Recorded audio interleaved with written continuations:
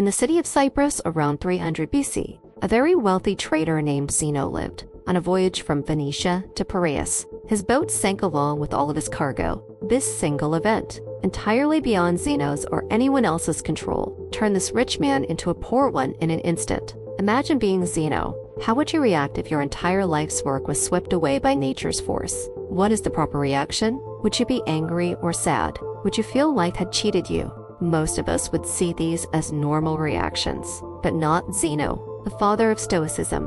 One small change can last an eternity, and one small shift in your mindset can cascade into larger, more impactful changes later on. The essence of Stoicism is acceptance and indifference. After studying the works of Socrates and other great philosophers, Zeno developed and taught Stoicism. According to Zeno, while we feel little control over what happens to us, we have control over how it affects us, and we must use this control to our advantage, rather than crying over spilled milk, or in this case, drowned goods. Zeno focused on maintaining his composure, remaining calm and neutral despite his predicament. Today, people inadvertently view Stoics as unbreakable, unemotional individuals who don't experience fits of rage or bouts of anxiety. However, the original idea behind Stoicism was much more than that. It was a way to view, describe, and understand the world, a way of life that has lasted for centuries. Stoic philosophy can be applied to modern situations just as it was thousands of years ago, and its benefits remain impactful. Stoicism allows us to process negative emotions from negative experiences and turn them into thoughts that provide a unique perspective of the world. Perspective is everything, and everyone has different experiences and perspectives on things. Since the Stoics gathered, discussed, and taught philosophy in public places, their philosophy was widely known. They believed Stoic principles could benefit anyone, so they didn't hide their knowledge behind school or palace walls. Consequently, everyone from slaves to emperors could learn and become Stoics, and they did.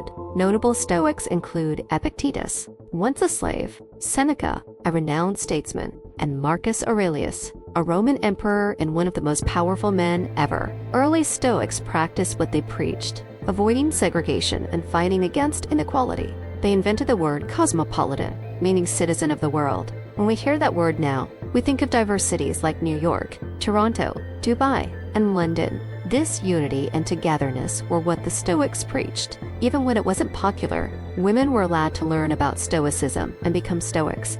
So why do so many people adopt Stoicism as a way of life? In a world full of unexpected turns of events, our emotions can often get in the way. In reality, we don't get sad because bad things happen to us. We get sad because unexpected bad things happen. Rain is good at waters our plants, provides water for livestock, and keeps the temperature cool and humid. But when that dark cloud catches you outside without an umbrella, it's never a good experience. So why don't we cry when it starts to rain? Because we've learned to expect rain, which is unavoidable. We can't control the weather. Although it sucks, the rain passes, and the light returns. Stoicism teaches us that in the same way, we should expect that everything bad that can happen will happen. Picture the worst outcome and be content knowing it could happen. One Stoic exercise, known as voluntary discomfort, aims to increase feelings of gratitude. Sleep on the kitchen floor. Take cold showers instead of hot ones. Eat only potatoes for a few days. These exercises help you understand that no matter how hard it gets, you'll still survive and potentially thrive if your mindset is right. By enduring these uncomfortable situations, we indirectly prepare our minds for future misfortunes. With advertisements constantly shoved down our throats, we're made to believe that if we don't have the next best thing, look a certain way, or make a certain amount of money, we'll never be happy. This message is more important now than ever. We enter the world knowing little. We grow up being taught at home, in school, and by observing the world. Often, these sources of knowledge teach us in different ways. The question is, do we need to internalize all this knowledge? If we do, we might unknowingly set unrealistic expectations for our lives, leading to disappointment and dissatisfaction. That's no way to live. We should focus on improving ourselves. For ourselves, we should do things for ourselves and only for that reason.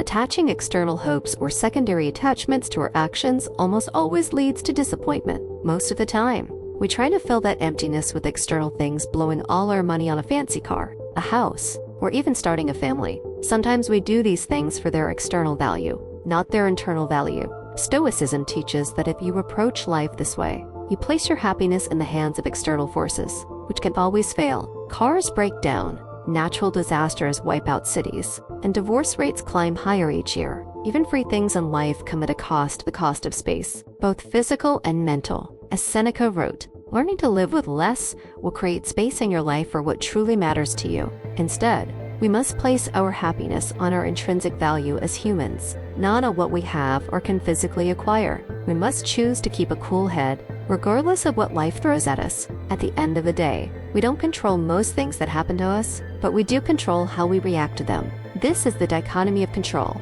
the most important principle in Stoic philosophy. To teach this, we must separate what we control from what we cannot, determining our value from the things we can control. Striving toward goals is good, but breaking down when things don't go your way is, from a Stoic's perspective, useless.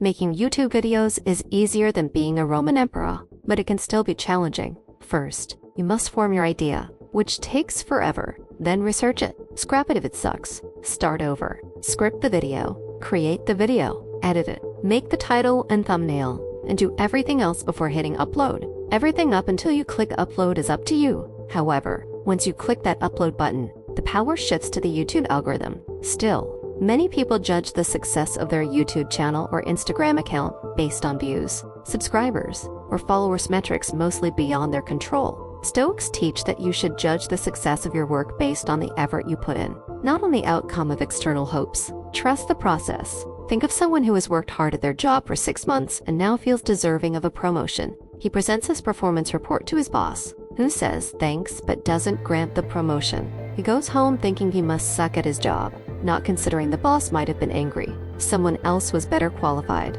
or the company couldn't afford it. He doesn't know the reason, but is still upset. If he valued the quality of his performance report and continued to do his best, he could have been happier overall. With the right perspective, his goal wouldn't be diminished, just postponed. This reframing of your mindset is crucial. A true Stoic doesn't measure success by financial gain, but is comforted by knowing they can live a comfortable life without all the things money can buy.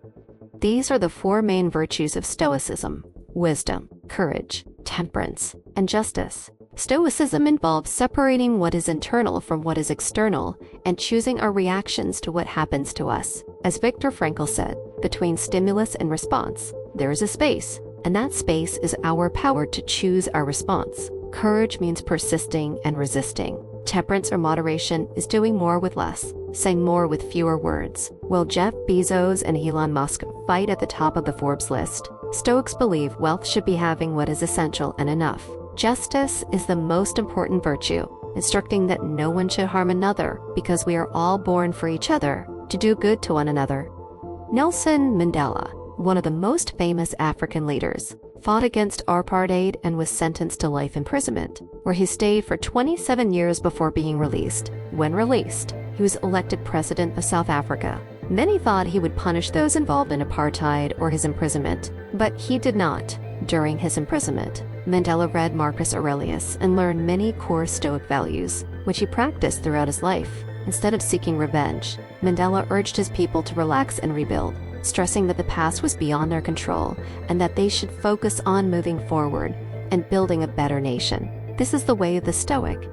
In modern medicine, Stoicism is at the core of procedures like rational emotive behavioral therapy (REBEAT) and logotherapy. REBT helps patients identify negative thought patterns causing emotional and behavioral issues, allowing them to challenge these thoughts with logic and replace them with healthier beliefs. Logotherapy is based on the Stoic principle that humans are driven by purpose. Even in dark situations, we can find meaning and happiness by discovering our purpose. However, this is easier said than done. It's a process requiring us to rewire our thinking, replacing old thoughts with new ones. To solve our happiness problems, we must practice Stoicism by redefining value to what we can control. We stop fixating on what we cannot control and lead a happier, more fulfilling life. Stoicism helps us navigate past and present storms into calmer waters. If our ship sinks and we drown, we can take peace knowing we lived a good life, even if not as long as we hoped, because everything has an end.